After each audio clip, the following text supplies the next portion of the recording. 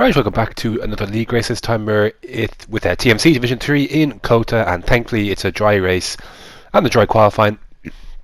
I was a little bit afraid that there may be a wet session, but thankfully not, and because I heading into this one, yeah, like USA is a track I've enjoyed in the past, and you know, pace is looking okay, and I thought, yeah, this could be a good opportunity to do some stuff here today. So apologies if I sound dodgy. I've got a poor throat at the moment, but for some reason did not activate the DRS heading across the line for whatever reason, but that was my banker. A 30 excuse me, this is going to be tough. 32 flat. I had done the 31.6 in practice. Look at the map, right? I want you to look at the map and look, see how much gap there is up there, right? I backed off, given plenty of flipping room for this lap, so the guys in front will have whatever they want to do, right? So, good turn one. So, shenanigans going on up front. There's a car off of there in front. That's PFC Steve. Did a horrific job. Like, I didn't even, like, until then, and I'm obviously a little bit unsettled after that, and I invalidated the lap afterwards. Well, it's so long to get off the racing line. I don't know. There's so many better chances to do it beforehand if you're going to bail out like that. So I don't know what the story was there, but that was really annoying. That was my second run gone, and I blew my third run then here. And you can see the time was pretty much dead on heading into that corner, and I'm 2.5 tenths down. So that's going to end that lap, and it's going to be P5 in USA to start. A disappointing 32 flat. There again, really annoying because there's definitely, at the very least, I don't know, a 31.8 or something at the very least. Like, and obviously, like I said, I've done 31 6s and 7s and such as well. So annoying because I knew Paul was up there for today, but now I'm kind of in closer to the pack. Seasor is back this week. He's in 4th. Ali there in 6th. So, yes, explanation time. So, for reasons you'll see later in the race, I lost my footage from lap 1 to 25, which blows. So with a combination of using the stream and a little bit of Caesar's stream as well, we're going to try and explain this race as best as we can, because yeah, unfortunately I have no way to recover that. So starting 5th, obviously softs was the what we're starting on, obviously, because we qualified inside the top 10. I debated in my mind, okay, do I do mediums or I do hards? Because yeah, it's not, I don't know, it's, you could do mediums, but it requires taking the softs a long way, and the softs are not very good around here. Then the mediums are going to be hurt towards the end, maybe. Do you maybe even just pit early and then, you know, on the hards, and then go to the end from there, even if it's not as quick as the medium. So the strategy I went with all week was I was going to do hards. I was going to pit lap 6 or so, lap 6 or 7, and yeah, go for the hards until the end, because I just think the time would maybe be worth not doing on those softs, and then maybe I would have an advantage near the end on the hards compared to the guys in the mediums, and hope that I wouldn't lose too much time kind of in between. Obviously, like anyone I undercut, I have to gain some time back, because I'm basically like 4 or 5 laps ahead of an undercut if I pit early. So excuse me, that is kind of the thinking behind it. So yeah, we're just going to form pit formation lap. You can see CVG on pole, Extreme in 2nd, Javier in 3rd, and Caesar then in 4th. There's a reserve head into this race that everyone kind of knew was going to just probably piss it. His name's Benetton Verts, down in 15th. There he qualified on, he's outside the top 10. He's starting the race on the hards, and you'll see what the story is with that later. But excuse me, we kind of knew that he would be a factor later on in the race. So few reserves as well. Yeah, I'm not happy with this position on the grid because my starts have not been amazing, and I've got Ali beside me. Saike, who's been known to jump in front of me a few times on lap 1 as well.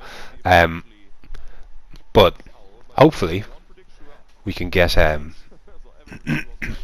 good start on a very difficult turn 1 as well sometimes. So here we go. A little bit extra in, but just to try and explain myself as much as I could. So I hope I tried to do that. So here we go then. 5 red lights. And away we go. My launch wasn't very good, so Ali's going to get kind of behind me, ahead of me. Usually there he is, you can see, but you can see he's right behind Steve. So I used, look at a nice little bit of empty space I launch into there. I could just go around the outside, and I basically keep the position.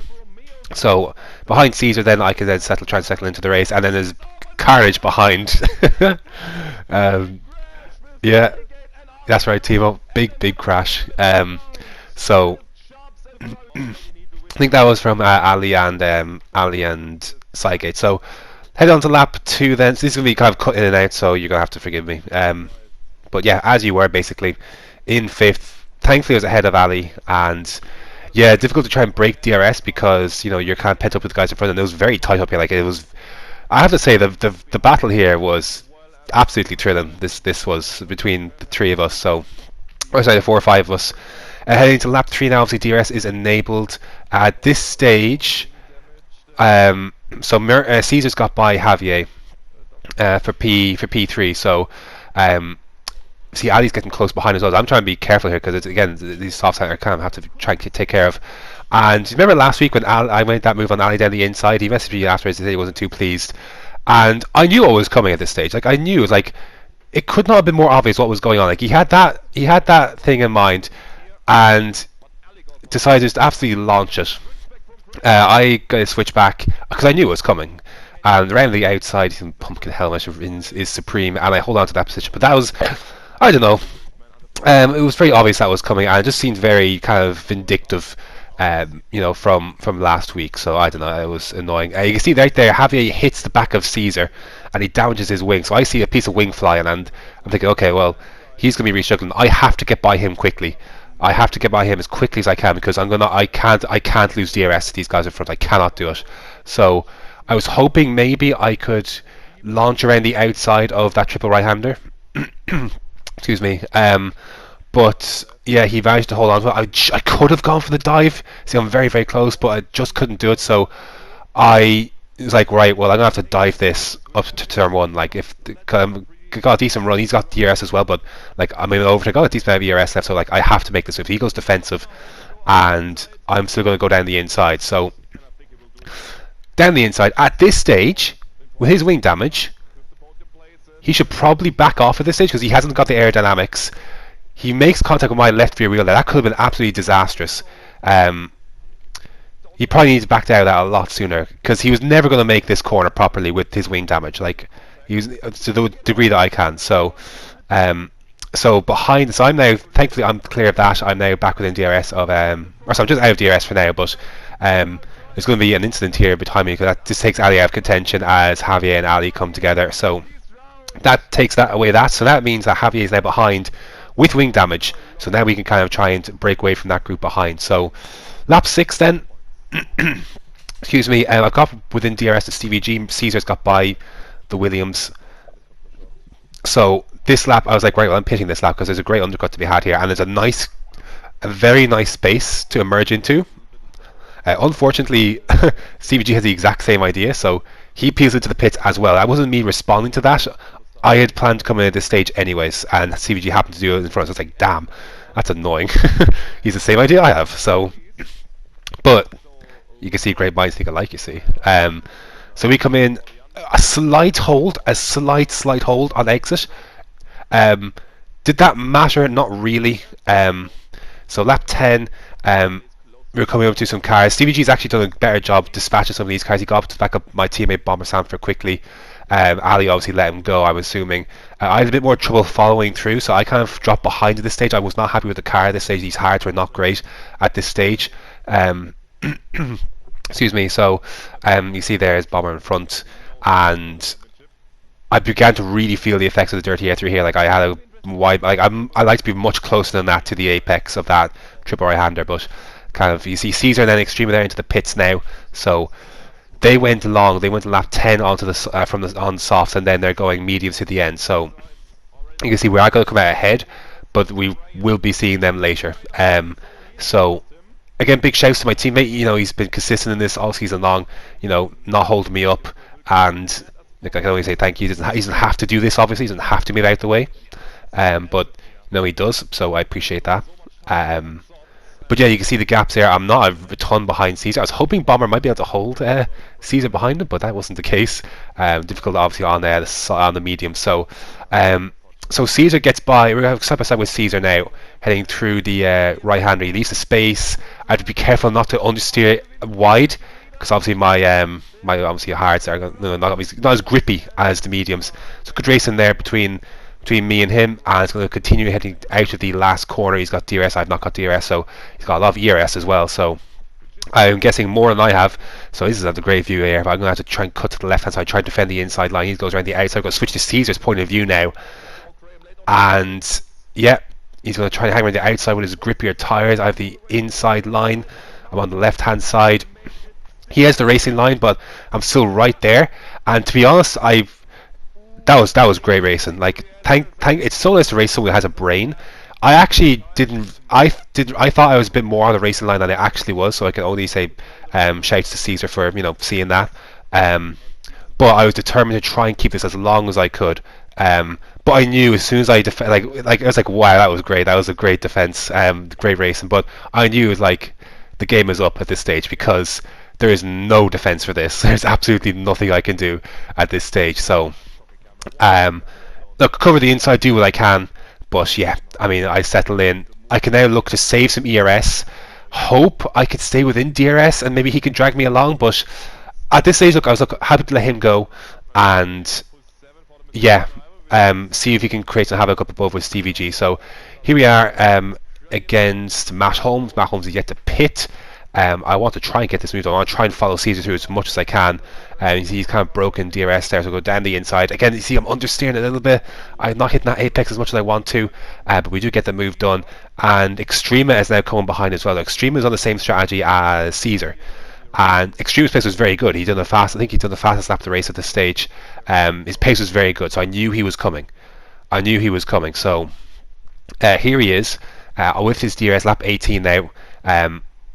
Look at that pumpkin. Look at that brilliant pumpkin helmet. I know he's coming, and I know he's got more grip. So I tried to initially fight it. He goes for the move down the inside, just that left. I think it's his turn 17. Turn 16, 17. Not quite sure which one, but he goes down the inside. I'm going to try and hold around the outside. Sorry, then the inside. Right? Obviously, the outside comes the inside then. So I hold on to that. But again, I knew he's going to come with DRS. So he passes me. I actually just stuck to the right hand side, let him go down the inside, and the whole objective now was to stay behind him, save ERS, and try and stick with his slipstream. This I was able to do, so I was hoping that Extrema would pull me toward Seasor and Stevie G because his pace was very, very good. You see Benton Verts there in first. He's yet to pit.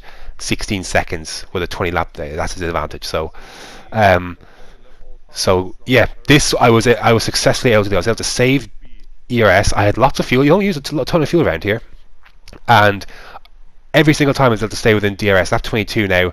I was able to take so much more speed through the S's and the such. So it was, I'm running like high, or not high, like low, or sometimes even none to try and not catch up to Extrema. So he's doing exactly what I need him to do because he's pulling me along. He's got penalties. Seasor has a penalty, and CVG's got a penalty as well. So I have no warnings at this stage, none. So see Benton Verts because into the pit, he's on soft. I was hoping he's like, well, just come out in front of me, just come out in front of us, please, and maybe something can happen. So thankfully he did, and yeah, we can just carry on. So I believe this is where right here, right. So this is where my action comes back in. That input on the wheel, that is going like full lock to the left and right. So my wheel does this thing sometimes where it just randomly brings up the share button, and I lose all feeling in the wheels. I have to press the home screen and then back in. Thankfully, if this is on the straight, if this is in the S's, I might have been done for. Thankfully it was on the straight with plenty of time. So full feed back in the car now. I dropped out of DRS of Extreme. I was like, oh crap, I have to get back within this very quickly. A brilliant first sector, absolutely brilliant first sector. I went green without even the benefit of DRS, so like we parsed us right back in contention with that. So brilliant. Like, and look at these 36.7. Like I wasn't even in 36s on my own. Like because of Extrema's DRS, he was able to pull me into the 36s. So that was huge. Again, like I said, and look at this. Like we're closing up right behind Seasor and Stevie G. So this was brilliant. This has played into my hands absolutely brilliantly. All I need to do was just keep with this. This is like, at this stage, the hardest work is done. Like Extrema got by, I kept within DRS, and by this stage of the race, I'm within 3 seconds now of the guys in front. I've done everything I had to do. So this stage is just a formality, just kind of seeing it through to the finish and see what happens from there. So Yeah, can only say I'm really happy. Like in terms of how I drove, I'm delighted how like this race. First of all, it was really enjoyable. Like it was really enjoyable to go wheel to wheel with these guys, and the tactical battle as well with the tires as well. By this stage, I am quicker than these guys. I think like my tires are better than theirs. As maybe not Stevie G as much, but I actually was like Stevie G pulled out 3 seconds. I was able to catch a little bit before obviously traffic and such came to the fore. But I just carry so much more speed through these S's, so much more speed. Um, so yeah, like it's able to put me right behind these guys. So yeah, and because they're all in the group, I'm within DRS. I have no penalties. I have one warning at this stage. I got it later in this stint. I think lap 20 something. Yeah, like I got as much fuel as I need.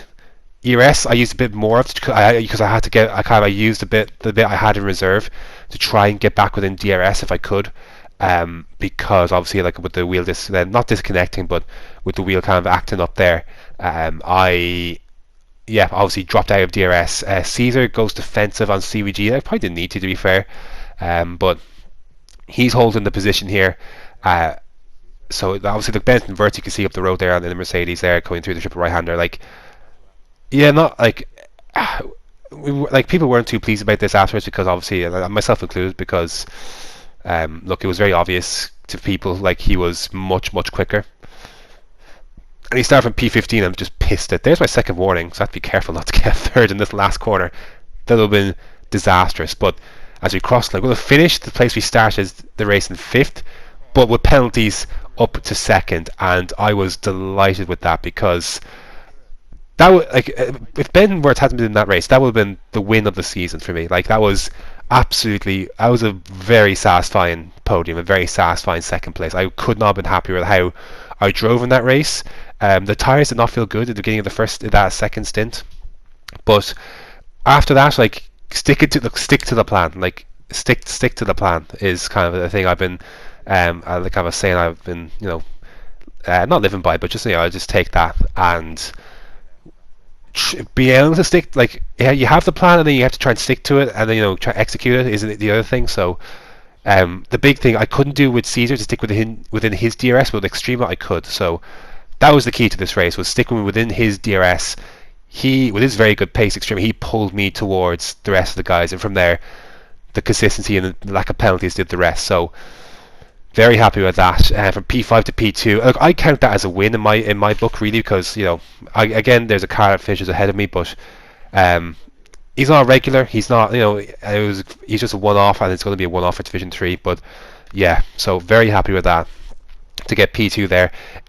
Heading into this one, I actually forgot to mention there's a title permutation, so they could technically have been wrapped up today with that race.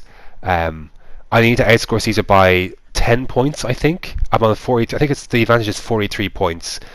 So with me taking second place, I had 3 more points. It's 46 points heading into Brazil, which basically means that I basically just have to not have a calamitous disaster there, and we could think about wrapping up the title in Brazil. So look, yeah, happy with that. But like again, heading into this one, you're obviously aware of what what's possible and what can be done. I think there's a good chance that it could be done. I didn't think it could be done here today because I knew Caesar was back. I knew that it'd be difficult to outscore him by 10 points because he's very quick, and I didn't think. Again, you can see there's a whole bunch of us there. Like for it was 2, 3, 4, and 5. Like it was a very close race. Thoroughly entertained and really enjoyed that. Obviously, I could enjoy it a little bit more because I came out on top in that sense.